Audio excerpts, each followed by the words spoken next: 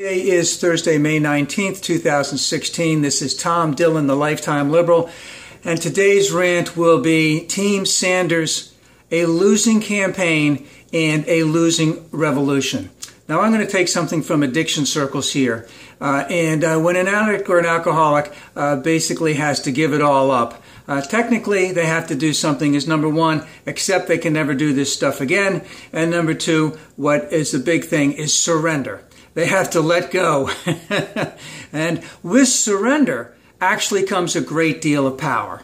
And this is what Bernie needs to do. He needs to surrender, which will give him the power to continue his fight on, because the way he's doing it now, it's not conducive to it. Now, the term for surrender, the definition I like the most, is to cede power. He has power by going around the country and speaking. He has an ardent following. He has a tremendous message. But it's being muddled right now at the end, and it can affect his ability to work with Democrats later on, to help Hillary, and to have an ongoing progressive movement that he is the, let's say, titular head of.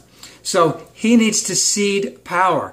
Now, why am I saying all this? Well, number one, we know that Hillary is way ahead. There's virtually no chance whatsoever that Bernie can be the nominee. She's winning over 3 million of the popular votes, and she's way ahead on the delegate votes. She has done that fair and square through the election process and the primary season. And let's be very honest about that. You know, Hillary Clinton, she had some, let's say, inherent advantages right from the beginning. Bernie was technically an independent or a socialist. He caucused with the Democrats, but Hillary is a Democrat through and through. Now, this whole bit of fairness has been a big thing with the Bernie campaign and with his following. And let's just bring it down again. There is no conspiracies, rigged system, you know, and those concepts, both on Bernie's part and his campaign and on his followers, it's just becoming almost obsessive. And the tremendous abhorrence towards Hillary and anything that she stands on. You know, I've heard some stuff on the far left about Hillary's going to get indicted for the emails, about all the stuff at the Nevada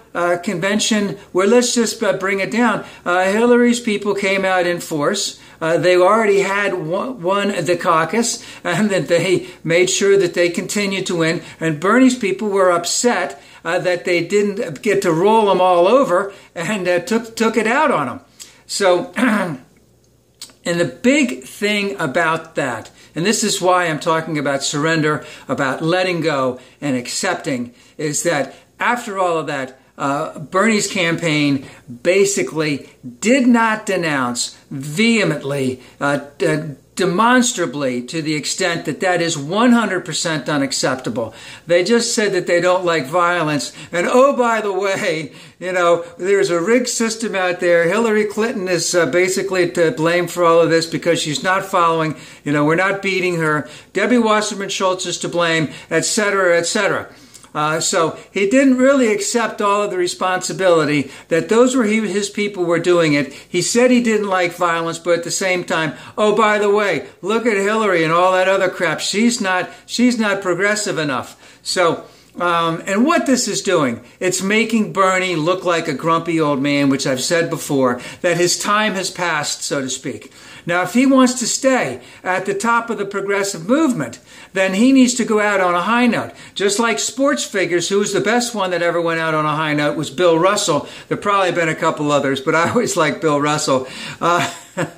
He went out on a high note, and he never looked back.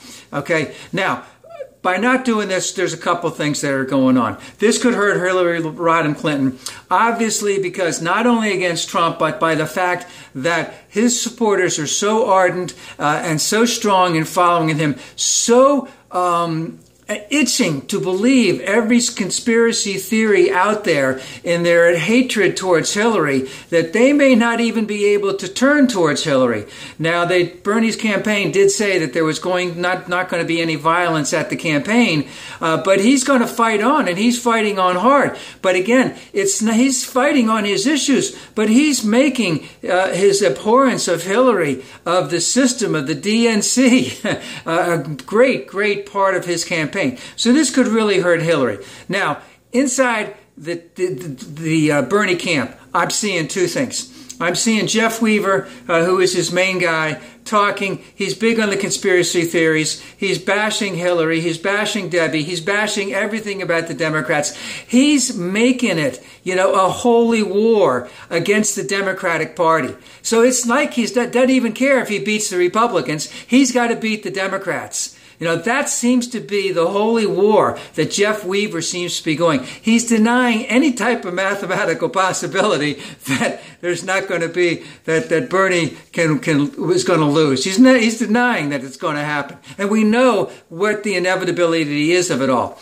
And then the other aspect of that is we're not seeing what I would call the reasonable voice of the Bernie Sanders campaign, Tad Devine. Is he arguing ardently on behalf of Bernie? Yes.